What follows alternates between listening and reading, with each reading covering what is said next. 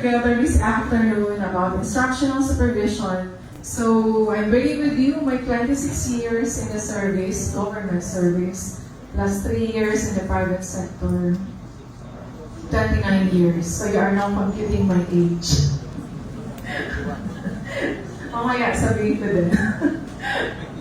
So 26 years, I started as teacher 2, teacher 3, master teacher 1, principal 1, education program supervisor of the regional office of Region 5, handling science and private schools operation, then back to the division office of Naga City as supervisor for ALS, then 4 years as CID chief, then 3 years as assistant schools division superintendent of a very large division, then 2 years, exactly 2 years at the central office before I decided to transfer my development work.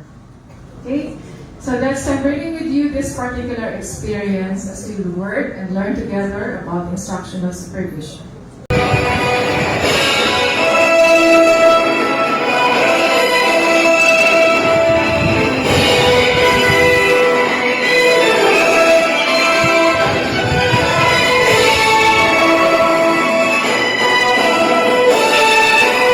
Welcome to the Learning and Development Channel, where you can learn, lead, and make a difference. What about instructional supervision? I'll start it with having an assessment. So we can have a request sila ma'am. Mag-assess muna tayo. So we'll start with the leadership assessment. This assessment is adapted from John Maxwell. I know most of you have read the book of John Maxwell. It's about developing the leaders around you. Okay? So all of us, we may answer muna while they're distributing the assessment tool. Let's just answer some of the self-reflection questions. Do you have a D plan for personal growth? Yes or no? Meron ba kayong game plan or wala na? Wala lang, okay na. I'll be a principal in HT, I'm okay with this. So, this is my game plan until 65. To be where I am. At kapag nilipat kayo ng school, naiinis kayo. It's either mainis kayo or natutuwa kayo because good riddance to the teachers. Okay? So I hope ang sagot nyo ay yes. So do you have a game plan for your personal growth? Mahina pa rin ang sagot. Anyway, am I the leader of that plan? O kasi baka ginawa lang ng katabi nyo para sa inyo. Sila nag-decide para sa sarili nyo. Am I willing to change, to keep growing, even if it means giving up my current position if I am not experiencing growth? Yes or no? Parang hirap mag-yes dito. Yes ba talaga sagot niyo? Okay, that's good. Kasi ako, yes, may risk. I'm a risk taker. Is my life an example for others to follow? Hindi ko... You can delay your answer. Am I willing to pay the price to become a great leader? Sige na, pag-isipan nyo na lang mga next year, baka may sagot na kayo. Are you willing to pay the price to become a great leader? Okay, so at this point, you have your material already. You have the compressed tool. You can start answering with a scale 0 for never, 1 for seldom, 2 for sometimes, 3 usually, and 4 always. Please answer the following items. Okay? I influence others. Ano ba? Never, seldom, usually, or always. As fast as you can. Kasi self-assessment lang naman yan eh. It's about you. Huwag nang pag-isipan. If you know yourself, you can answer it right away. Then after that, add the total score.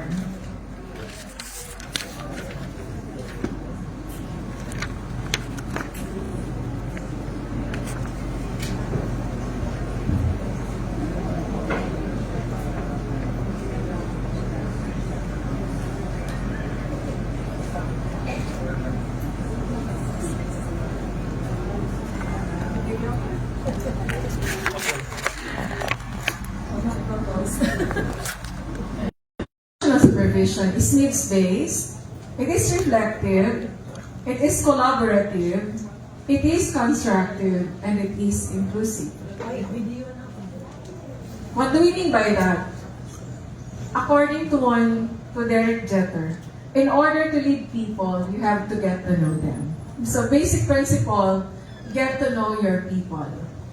So as a leader, how many teachers you have in a school, whether it's 5 to 100 plus teachers, you should know you have a profile of every teacher in this school. It is basic, very basic for a school leader to know his or her subordinates. At least you profile the people under your care. So, napaka-importante na po-profile nyo because if you come to think of projects, parang automatic, you do the mind mapping, who are the people that you don't need, who can help you, who needs help, who needs more. So, something like that. So, leaders need to know whether their team members are happy with their jobs or not. Okay? Do not make your employees feel ignored or left out because they would hardly contribute towards the organization. Ang hirap for the school leader to take a look at everybody's needs. Kasi you also have our own needs. You have to take a look if they're happy. What if ikaw naman as said, hindi ka rin naman na happy sa kanila? Hindi rin sila happy sa iyo. So it's a lie. Buti pa mag-break na lang kayo. Wala kayo forever. But what I'm saying is, ito yung role natin as school leaders. You have to take a look at each and every one of our people. Because it matters in helping them, influencing them to move forward at a common goal. Kasi kapag may isa dyan, hindi kayo nakakaintindihan, it's very difficult to lead them towards the goal, to the vision of the school. Ang bigat dalhin, kahit isa lang yan na teacher. It will be challenging, like kahit na anong meeting yun na lang, lagi siyang nakakontra dyan. Lagi siyang may issue, laging mahirap gawin yung trabaho. So better talk with a person and identify the needs and how you are going to help. Kahit isa lang yan, you still have to take a look at that person. Kahit nagigigil ka na at ayaw mong kausapin. At gusto mo na isabit sa ng kamatis. There are times, it's not always a good hair day for each one of us in our school, remember? And may isang teacher pa dyan na would not like to go with you in your vision, it would be challenging. So it's very good that you know the needs of every teacher, profile them, so that everybody would know. Ang hirap din maging fair with everyone. Kasi may mga biases ang school leaders. Let's face it. Meron kayong na-favoran at some point na feeling nyo hindi, pero yung feeling ng teachers, may pinapaboran kayo. So ang hirap mag-maintain ng balance. How do you do that? Ang hirap mag-maintain ng balance. Pero it's really happening naman in the field. Like, training sa English, ipapadala mo yung math. Filipino, si math teacher pa din. Mga si math pa din. Ikaw pa din. Kasi national to, ikaw na. O ikaw na. Siya na lahat. The whole month, wala siya sa school. So how would other teachers feel? Okay? Ang hirap maging bal. But I would like to trust na nakikita nyo kasi sa teacher na to, yung expertise, yung competence, that's why you are sending. So, that would not create fairness with everyone. Magkakaroon ka ng imbalance sa school and that would create chaos. So, kaya importante naka-profile kayo ng bawat teacher. So you know, kung sino ang may need, yun ipadala mo sa training. Kung kaninong learning area, kahit ayaw mo sa kanya, at yun ang pa-training ng division at region, siya ang ipadala mo. Kasi area niya yun. I remember when I was a school principal back then, I have this profiling of teachers. Sino nag-attend ng division, region, national. Nakalista sila sunod-sunod. Kapag ayaw niya sa region, i-wait niya yung slot, so yung nakasunod sa pila. So everybody got the choice. National, lahat sila nakapila. Pero regardless doon, yung mga learning areas talaga. So at least pag nakikita nila yon na fair ka with everyone, that would motivate the teachers in some way to move forward with you. So alam mo yung needs nila. So kahit na nung nag-CID chief ako, I have the profile of every supervisor. Naka-folder lang siya. Lahat ng ginagawa nila, yung mga memo nila, I would know everything. Mininote ko kasi baka malimutan ko. I'm a note-taking person. Kahit anong training, kahit hanggang ngayon. That's how I learn things. I keep on writing. Kahit hindi ko siya mabalikan, but when I write it, I remember what I have written. So, sinusulat ko kasi so that I would be fair with everyone. Like, may binigay kang opportunity sa isang supervisor, hindi niya naman ginawa. So, I had to write it down. I have given this task on this particular day. No response, did not submit a proposal, something like that. Nininote ko lang, wala naman akong sinasabi.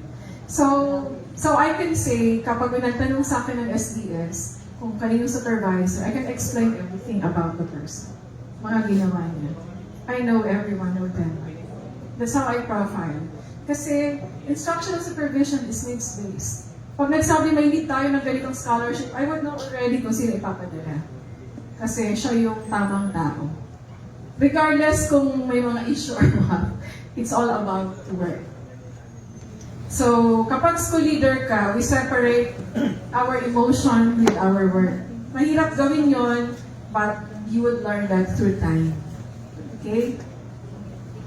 So, needs-based, it is also reflective. At the end of the day, we try to reflect on our actions, the description, what happened, the feelings, how you feel about it. You evaluate what was good and bad about the experience. You analyze what sense can you make out of the situation. Being reflective is developing your listening skills. Kung lahat tayo teachers dito nagsimula, we are used to develop masyado yung ating speaking skills. Tama? We are trained to be speaking all the time. Sa classroom ka. Di ba? Pag classroom teacher ka sa bahay, ano na pang ginagawa mo? It's all about speaking. At sabi nga, joke about women, na mga may asawa, kapag ang babae nagalit, hindi lang hysterical, historical pa.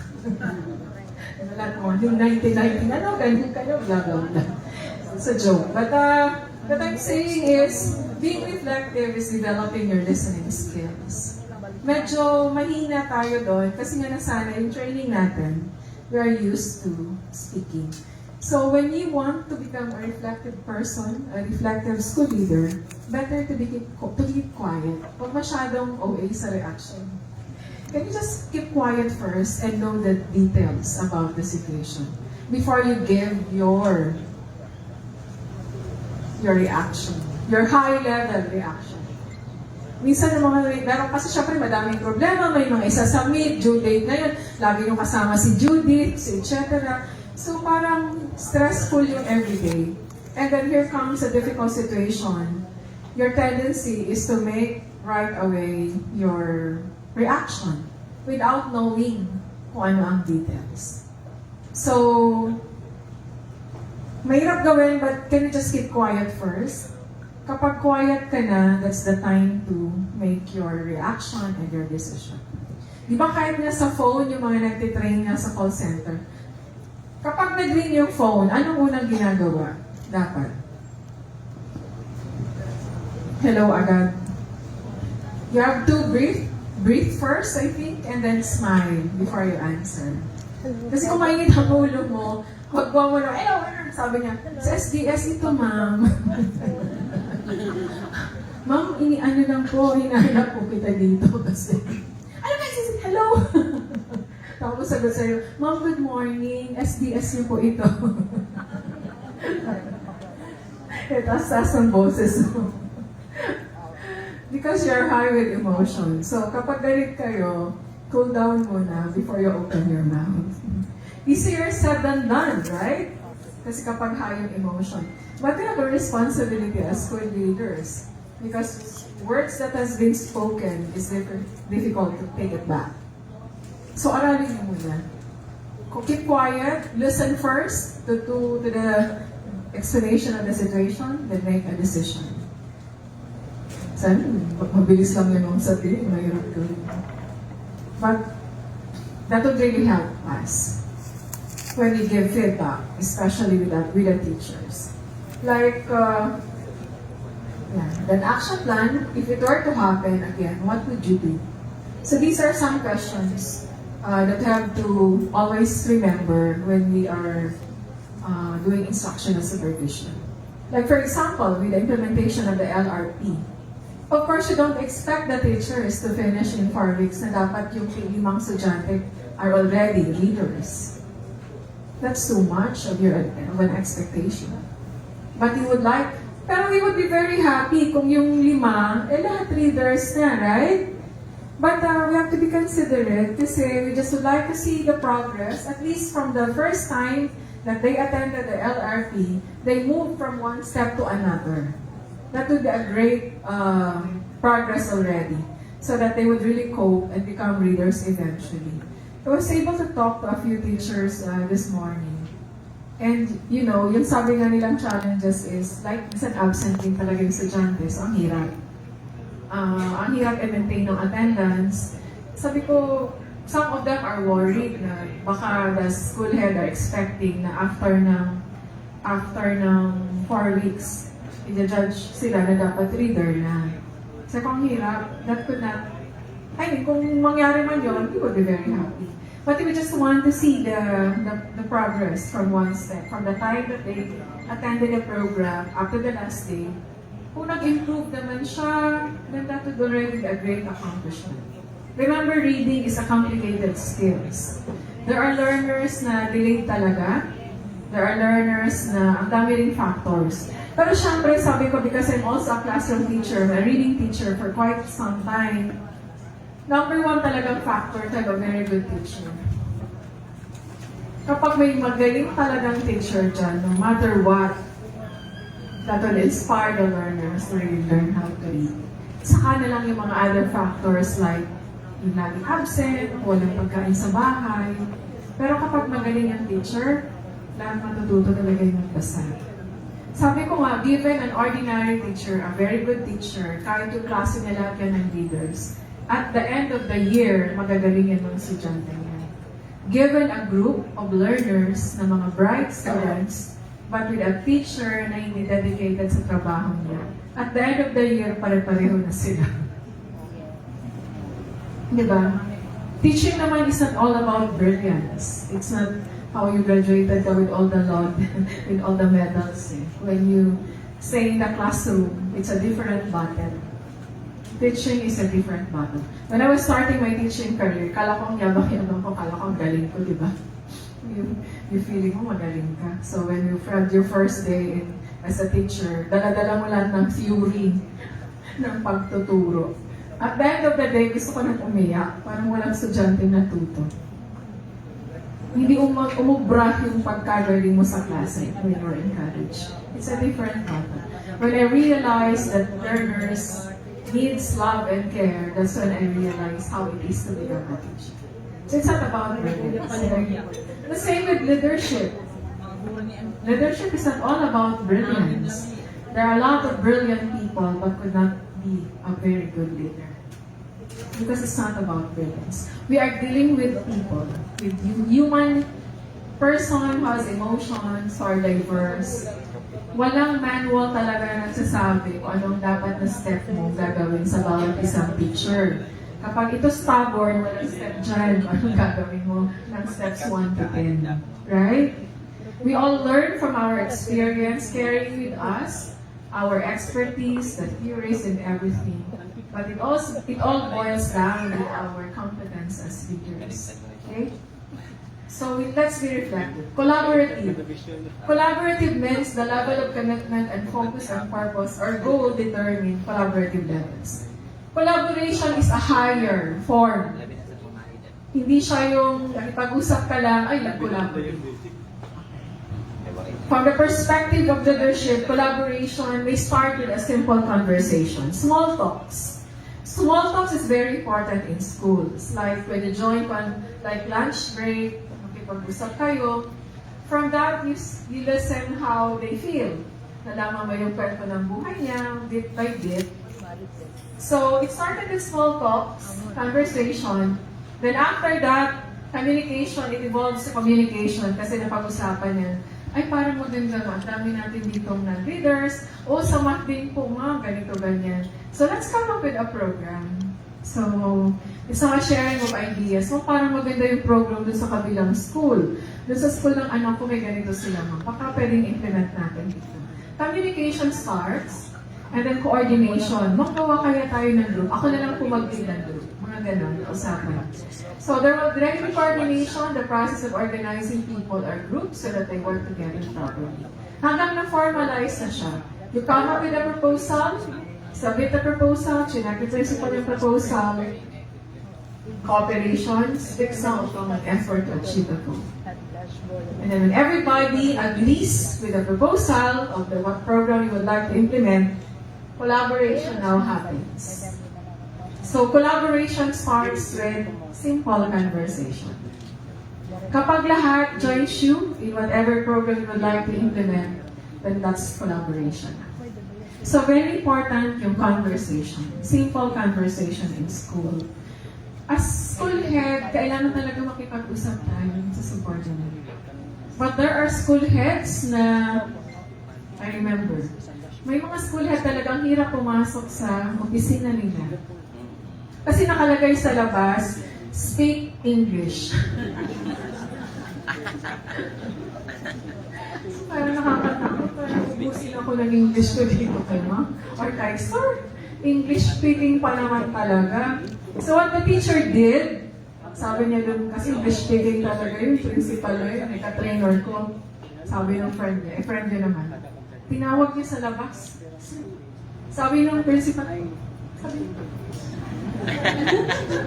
sabi ng principal, Sir John, kaibigan namin, nasa training team kami. Pinapapasok niya, get inside. Sabi niya, no sir, here only sir. So paglabas niya, sabi niya, di ba pre-call yung sinabi ko, so hindi ako nag-English. Kasi lumabas si sir. So sir, just simple lang. Pero, but there are school heads, ang hirap pumasok sa loob ng opisina ng teachers. I've been interviewing teachers when I go around. Yes, ako, I would ask teachers how they are. Merong mga teachers, takot talaga sa principal. They could not come in. The door is maybe open, but it's not really open. There was no open communication. Parang ang hirap. Yung mga tipo ng principal na pagbaba pa lang daw sa sasakyan, dapat may naghahawak na ng bag. May nakalagay na payong. Di ba may ganon? Sabi ko naman, may nagbibideo ha. Sir Michael May Masik, post that. kanina ng utility. They say, ikon ng aircon kay Mati ka na. Yung mga ganon, I don't know if that's still happening. Napagbaba sa sasakyan, nagagalit siya kapag walang tumakbo to hold the bag. Kasi mainit, dapat may umbrella. And when she entered the office, dapat naka-on na yung aircon. Sana all. Sana all may aircon. Sana may aircon. So it's collaboration is very challenging for scenarios like this. Sorry ha, I'm giving very specific examples. It's happening all over the country. So there might be, okay? Ako, I experienced when I was still a teacher. I have lots of when I was a teacher as well. Kaya, ang guidelines ko, na unwritten dito, I have my own principle. Hindi kasama dyan. When I became a principal, lahat ng hindi ko gusto, and I feel I was so violated by my school head before, na mag-principal ko, I would never do that. That's my own principle when I became a school leader. Lahat ng ginawa niyo. Sabi ko dun sa head ko, sabi niya sa akin, pag ikaw naging school head, ikaw naging school head. Sabi ko, ma'am, pag ako naging school head, hindi ko kita gagayahin. Promise. Thank you po, ma'am. Isang taon ako hindi binati. Lagi ako ina-observe. Akala ko ba dadaan na mag-observe na naman si principal. Nagalit sa akin. Sabi, mabait naman ako. Sabi ko naman, ma'am, yan, mag-principal ka rin. Opo, ma'am. Pag naging principal ako, hindi talaga kita mang gagayahin. Promise. Bye po, ma'am. Balik na ako sa room. Nagalit.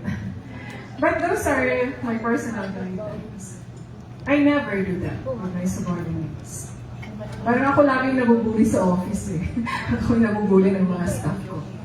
But, I mean, mas okay kapag open yung communication. Diba? Na hindi kayong parang naman pagbaba mo, dapat may bag. So, dapat maganda yung bag mo. Kasi, siyempre, bibit-bitin ng teacher eh. Dapat hindi fake na Louis Vuitton yan. Umayos. Kung ako yung teacher, eh, dapat tunay yan, hindi yan fake. Kung ako pagbibit-bitin mo. Siguro pa yung pag teacher. I don't know if it's still happening, but there are. It happened. Nangyari. We're in the new generation, so we have a new breed of leaders, and I think that shouldn't happen anymore. So, collaborative, it's constructive. The provision of technical assistance is balanced with complements on the manifested strength and honest feedback. Like and subscribe to the L&D channel on YouTube using the link youtube.com/@learn2lead channel.